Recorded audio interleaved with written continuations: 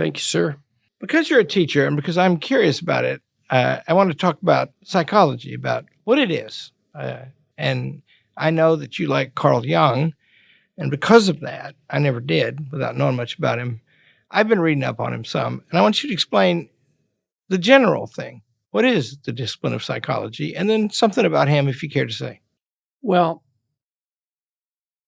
we all exist at multiple levels simultaneously, right? We exist at subatomic level and the atomic level and the molecular level and the level of organs and the level of our body. And we have motivational systems and emotional systems and cognitive systems and perceptual systems. And psychology is the study of the integration of all of those subordinate levels into the individual, right? So you can study all those levels right up to the level of the individual, and you're in the domain of psychology. And so I like that integrative function of psychology. And so when I was in graduate school in particular, the PhD work I did was really quite biological. I was looking at the psychological manifestations of the genetic predisposition to alcoholism and antisocial behavior. And alcohol is a pharmacological agent, and it spreads through the brain like water because it crosses the blood-brain barrier. It's one of the few chemicals that can do that. And so to study alcohol's effect on psychology, you have to study alcohol's effect on the brain, but it affects every bit of the brain, and every bit of the brain is quite a lot to study. And so as I was studying alcoholism and the predisposition to alcoholism, I was simultaneously studying how the brain works to understand how alcohol and other drugs changed its function. And that got me deep into the study of neuroscience and affective neuroscience in particular. That's the neuroscience of emotion and motivation. And that was a burgeoning field at the time. And I read some of the great early classic works in that field. And at the same time, I was reading a lot of work on the clinical front, great clinicians, including the people you mentioned, Freud and Jung. And I was integrating across those, which was something that hadn't been done. And my first book, Maps of Meaning, was an attempt to integrate across all those levels, from the biological to the narrative. That's a good way of thinking about it. Jung. Do you call yourself a Jungian? To some degree, yes. I don't describe myself that way, but it's definitely the case. I mean, I started reading Freud before I read Jung, and I liked Freud a lot for a variety of reasons. So we could go back to Nietzsche to explain this more properly. So Nietzsche, back in the late 1800s, announced that God was dead. And what he meant by that, essentially, was that the unity of conception that had brought us together psychologically and socially was disintegrating. And Nietzsche knew what the consequence of that would be. He knew that the consequence of that would be nihilism and hopelessness on the one hand, and a turn towards totalitarian certainties on the other. He nailed that. Dostoevsky knew the same thing. And Nietzsche saw a way out, he thought, and his way out was that human beings would have to adopt the mien of what they had deposed. And so he thought that people would have to become gods in some way, and that we could do that by creating our own values, that we would have to take it upon ourselves to create our own values, since they were no longer handed down on high from some transcendent source. And all of the arguments that Nietzsche laid out were very powerful, including that one. But reading Freud helped me understand why Nietzsche was wrong, because Freud noted more clearly than anyone else, at least at that time, that we were not the masters in our own houses, and that the notion that we could produce our own values was predicated on an assumption that in some manner we were intrinsically unitary masters of our own destiny, our own cognition, our own perceptions, our own emotional states. And Freud really flipped that on its head. He said, no, we're more like a haunted house full of autonomous spirits. And those spirits those would be complexes in the psychoanalytic term. And those complexes, those autonomous spirits, some of which are motivational forces, let's say, or emotional systems, they have an autonomy and a will that can easily supersede our own. And so it isn't obvious at all that because we're not masters in our own house, that we can in any way create our own values. And Freud, I think the weakness of Freud was that he pronounced one motivational system superordinate, sex. And you could say with some real truth that Freud replaced the God of his ancestors, Yahweh. Freud was Jewish. He replaced the God of his ancestors with sexuality and put that at the pinnacle of the human psychological hierarchy. And Jung, who was a student of Freud's, although also a student of Nietzsche's, and perhaps more deeply a student of Nietzsche's, objected to that. He did not believe that it was appropriate to make the presumption that sex ruled over all. And I read a lot of Jung especially when I was in graduate school. I think there's 20 volumes in his collected works, something like that. I read every single one of them. And I didn't just read them. I actually understood them, and that took a lot of work. I read Archetypes of the Collective Unconscious. It was the first book by Jung I read. Little Freudian slip there. I read it 3 times before I knew what the hell he was talking about. Because what Jung is talking about is so strange that it's almost impenetrable. And then when you do penetrate it, it's terrifying. That's why psychologists don't like Jung. That's why people in general don't. It's like, he's very hard to understand. And then when you do understand him, he's very, very terrifying. Because Freud made the case that we were haunted by ghosts, and Jung made the case that we were haunted by demons and gods. And that's much more accurate. And when you start to understand that, man, the world is not the same. It is seriously not the same. So we're going to talk about sex some today, because that's all over the place. Does our estrangement from and fascination with sex today have to do with Freud? It has to do with what Freud observed, and Freud was correct in that sex is a dominating force. Nietzsche said, every drive attempts to philosophize in its spirit.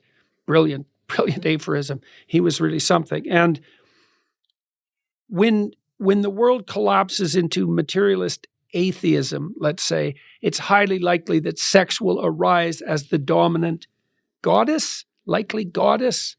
It's likely on the feminine side, more accurately, if you think about it historically. Now, did Freud bring that about? Partly because Freud made the case that there was no metaphysical reality, let's say. There were biological realities, and that the prime biological reality was that of sex. And so he laid some of the groundwork for those metaphysical claims. But Freud, to speak in Freud's defense, even though he believed that sex was a dominating force, it isn't clear at all that he believed that it should be. Now, if you pushed Freud on what he thought should be at the pinnacle of the moral hierarchy, he would say something like the ability to work and play. And that's not bad, that's not too bad. Mm-hmm. And he had a wisdom, and Freud was also a very practical clinician. But he also Freud was deeply anti-religious in the Enlightenment tradition.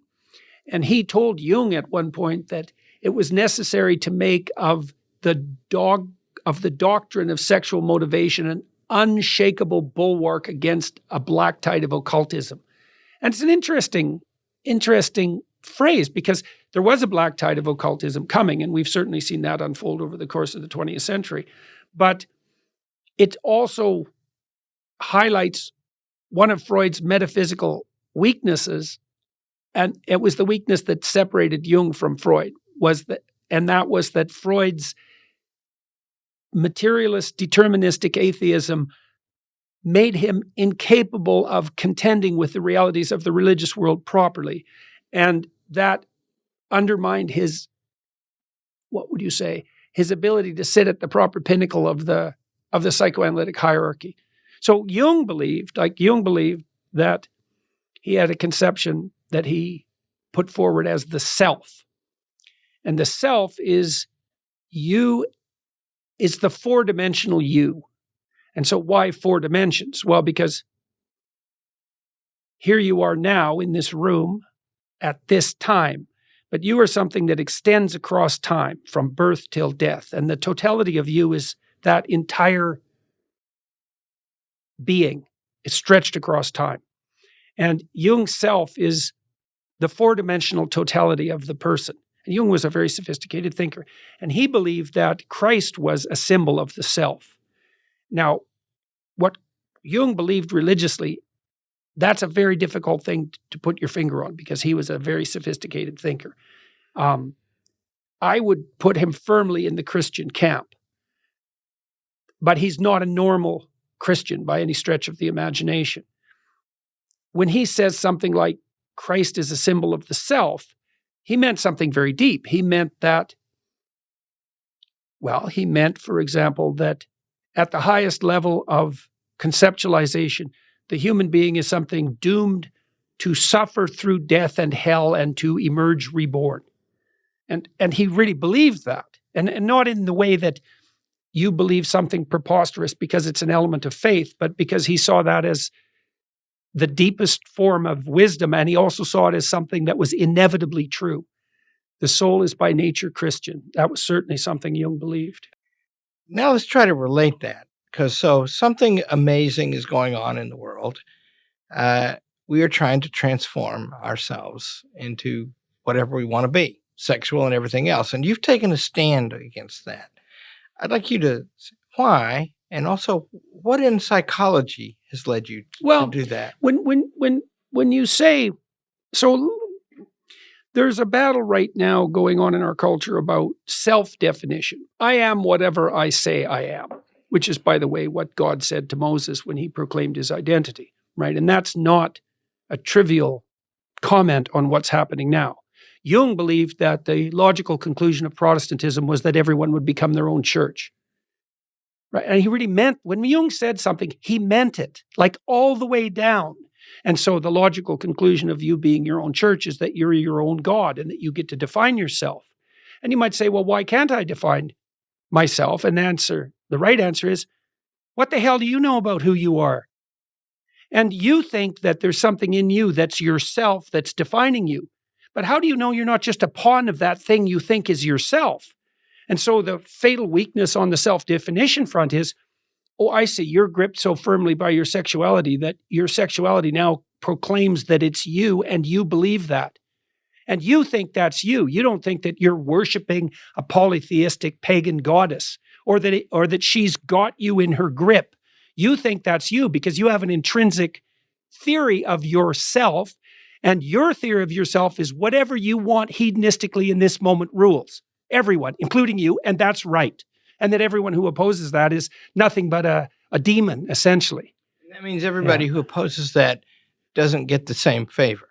They can't define themselves the way they want. Well, that's the incoherence problem. But the radical types, the narcissistic radical types, they don't give a damn about incoherence, because what they give a damn about is that they get to do exactly what the hell they want with whoever they want this moment. And if that's now, this is where the rubber meets the road. You might say, well, what's the problem with that?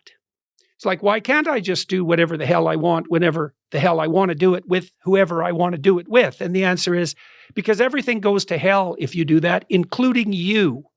And you say, well, I don't believe in hell. And I say, well, keep acting the way you are and you will. Right. For sure. Now, everyone with an ounce of sense, an iota of sense, and this is actually what defines sense, knows perfectly well if they only do exactly what they want to do in accordance with the whim of the moment, which then becomes their God, right? Because if you're motivated by the whim of the moment and you place that above all else, that is now your God. Well, what's the God? Well, in this case, let's say it's sexual motivation.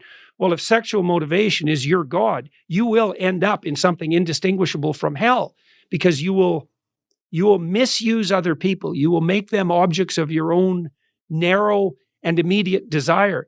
And you'll have no relationships. You'll exploit everyone, including yourself. And that's no way to live. Well, why is that no way to live? You're just moralizing. It's like, no, live like that for 2 years and find out what happens. No one with any sense will want to be within 20 feet of you.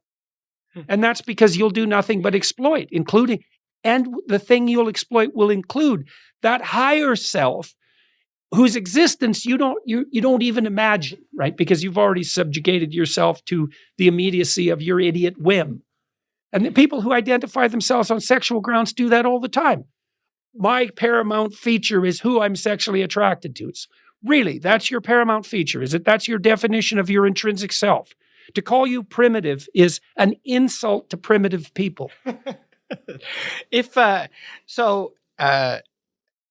I want to suggest what's been swept away by all this. In the classic philosophy, and most philosophy since then, the idea was we have a nature. Everything has a nature. And the nature and our happiness and well-being depends upon fulfilling our nature. My little bit of reading of Jung suggests that he thought roughly like that. In other words, if he was going to give somebody therapy, he tried to help them become a better person, like a person would be. Well, that word nature is interesting because it comes from a Latin word that means birth. It means the process of begetting and growth by which we come to be. Well, if you lose your nature, then you have no purpose outside your own will. And now my question, you've been particularly helpful and popular with men, young men especially. Why is that, do you think? Well, you can't lose your nature exactly. You can lose your higher order, integrated, purpose-driven nature. Here's some natures you won't lose. Pain, anxiety. Like, you can lose your higher nature all you want, and all of the negative elements of your nature will predominate. And you're not going to rationalize yourself out of pain and anxiety. This is the thing about those who believe life has no meaning.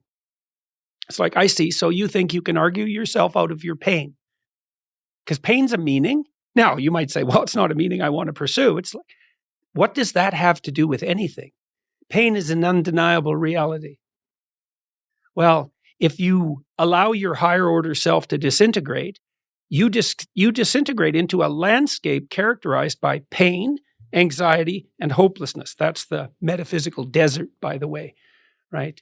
That's the place you end up devolving into when your tyrannical presuppositions are disintegrate, which is why people cling to their tyrannical presuppositions because, there's a mystery. Well, you don't want to end up in the landscape of pain, anxiety, and hopelessness.